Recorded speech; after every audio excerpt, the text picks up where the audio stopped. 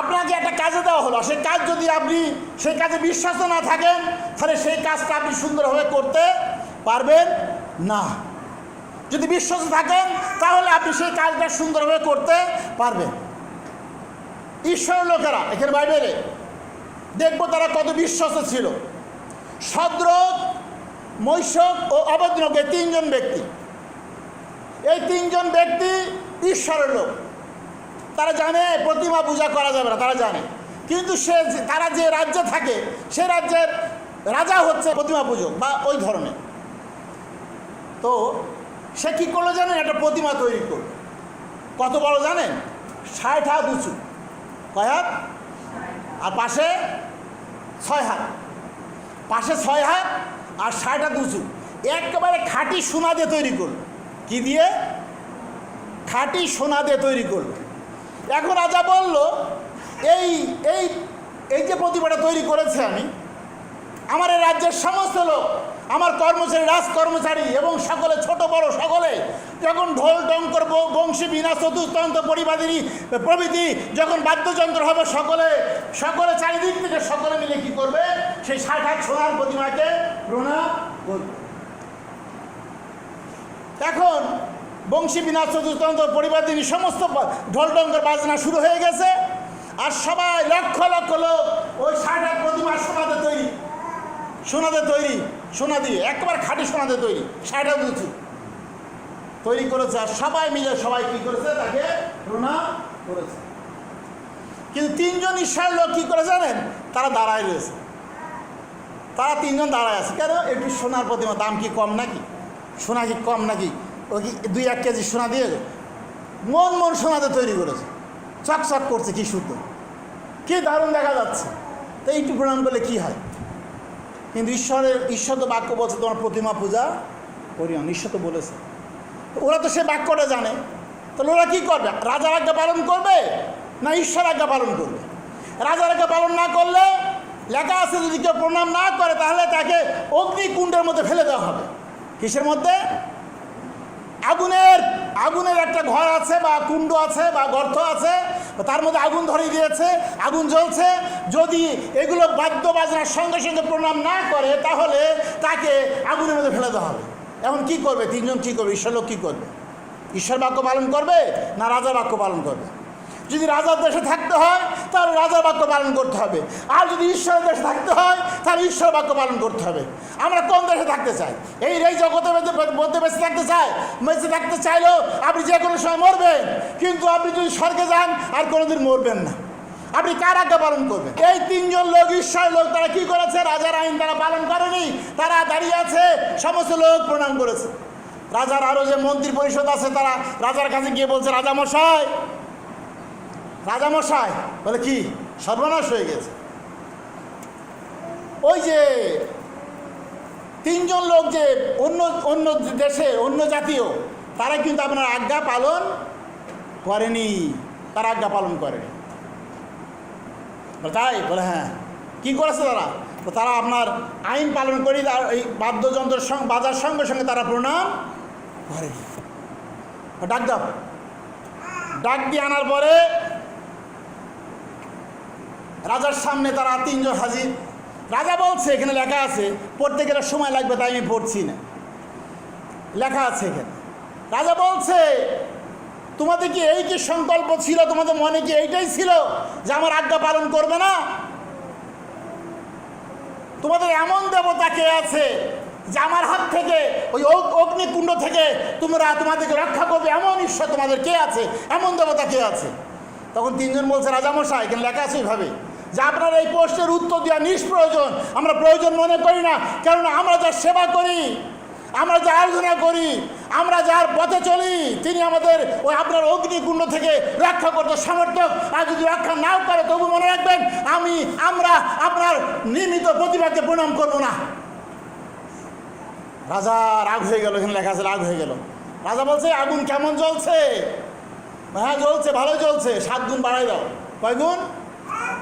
ওই যে আগুন জ্বলছে ওর মধ্যে ফেললে হয়তো ঈশ্বর রক্ষা করলেও করতে পারে, কিন্তু বেশি বাড়াই দিলে হয়তো রক্ষা করতে পারবে না। এটা কার চিন্তা? রাজা নবুকদনেছরের চিন্তা।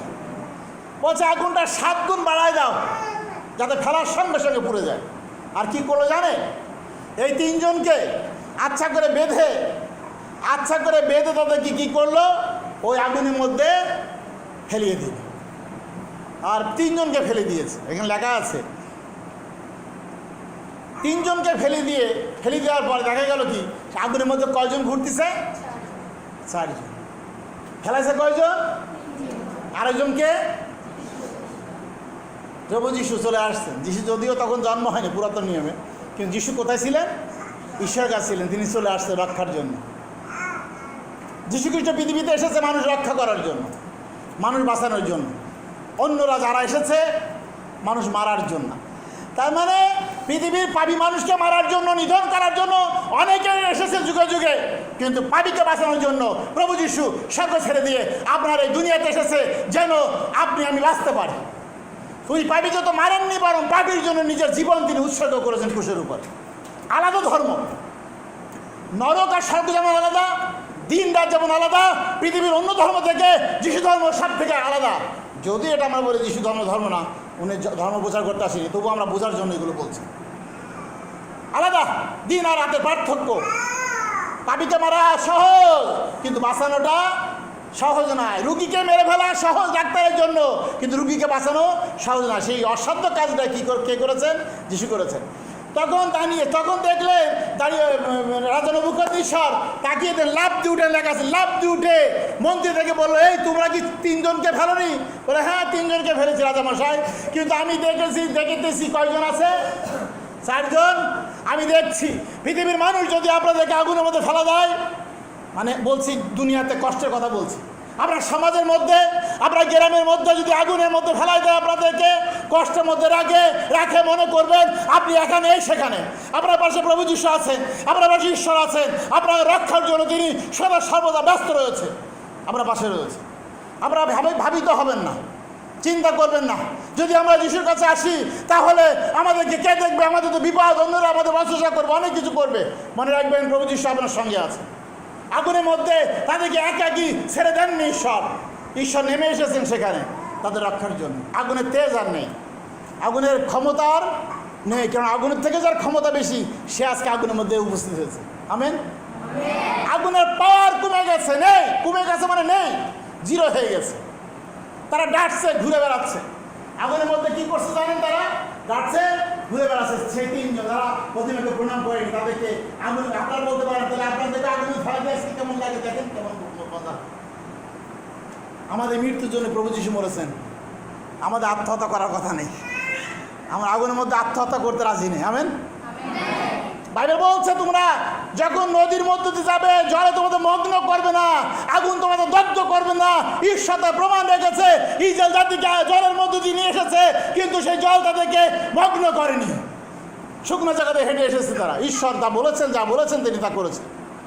আমাদের অনন্ত নরক থেকে, অনন্ত আগুন থেকে ঈশ্বর আমাদের বাঁচিয়েছে।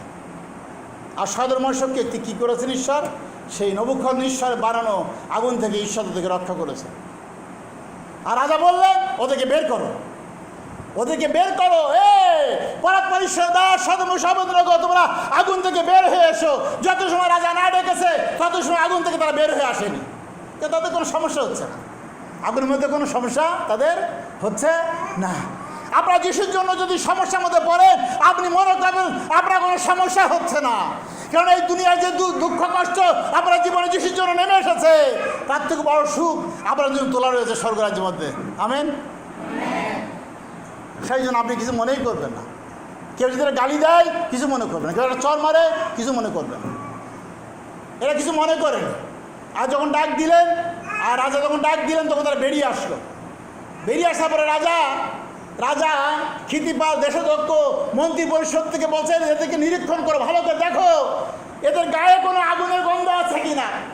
দেখলে একটা পশমও আগুনে পুড়ে যায়নি। কি হয়নি? একটা পশমও দগ্ধ হয়নি। ওদের কাপড় শুকে দেখলো আগুনে কোনো গন্ধ সৃষ্টি হয়নি। তাদের আগুনের মধ্যে ফেলে দেওয়ার সঙ্গে সঙ্গে তাদের যে বেড়ি দিয়েছিল, বাঁধন দিয়েছিল, বন্ধন করেছিল, তাদেরকে সেটা খুলে গিয়েছে। আপনার জীবনে যদি যিশুতে আপনি আসেন, আপনার জীবনে পাপের বন্ধন থেকে আপনি মুক্ত হবেন। আমেন। তারপর রাজা কি বললেন জানেন? মজার কথা, রাজা বললেন, এই সাদ্রক মশা অবেদনগর ঈশ্বর তাদেরকে আগুন থেকে বের করেছে, আমাদের এমন কোনো দেবতা নেই যে এত বড় কাজ করতে পারে। অতএব যদি কোনো লোক সাদ্রক মশা অবেদনগর ঈশ্বরের বিরুদ্ধে কোনো ভ্রান্তির কথা বলে, তাহলে তাদের ভিটা উচ্ছিন্ন করে দেবো। হ্যাঁ, কোনো লোক থাকবে না সে ভিটাতে, এমন করে দেবো। এই সাদ্রক মশক অবেদনগর লোক ঈশ্বরের বিরুদ্ধে কেউ কোনো কথা বলে, এরা যা বলবে সেই মতো চলতে হবে, এবং তাদেরকে উচ্চ রাজপদে উন্নীত করা হলো তাদেরকে। রাজা তাদেরকে আরো উচ্চ মর্যাদায় তাদেরকে সম্মানিত করলেন। এই সম্মান পাওয়ার আগে তাদেরকে মৃত্যুর মধ্য থেকে আসতে হয়েছে। আমাদের জীবনও ঠিক একই রকম। স্বর্গে যেতে চান, আমাদেরকে মৃত্যুর মধ্য দিয়ে আমাদের সে যেতে হবে। কেন এই তো বলছে যে ভাইরা, আমাদের অনেক ক্লেশের মধ্য দিয়ে ঈশ্বরের রাজ্য গ্রহণ করতে হবে। প্রথমে আমাদের কষ্ট ভোগ করতে হবে ঠিক, কিন্তু আমাদের জন্য সুখ তোলা রয়েছে। প্রচারের নাম হচ্ছে বিশ্বস্ততা শক্তি। সাদ্রক মশক অবেদনগর যদি ঈশ্বরে বিশ্বস্ত না থাকতো, তাহলে আগুনের মধ্যে যাওয়ার জন্য তার শক্তি পেত না। বোঝা গেছে কথাটা? এর আগুনের মধ্যে যেতে পারতো না যদি তারা বিশ্বস্ত না থাকতো ঈশ্বরে, কখনো যেত না। আমরা আমাদের কঠিন পরিস্থিতির মধ্যে দিয়ে আমরা চলতে রাজি আছি, থাকবো বা চলবো, যদি আমরা প্রভুতে কি থাকি, বিশ্বস্ত থাকি। তাহলে সাথে যদি কেউ না চলে, তবু চলবো তারই সাথে। সাথে যদি কেউ না চলে, তবু চলবো তারই সাথে।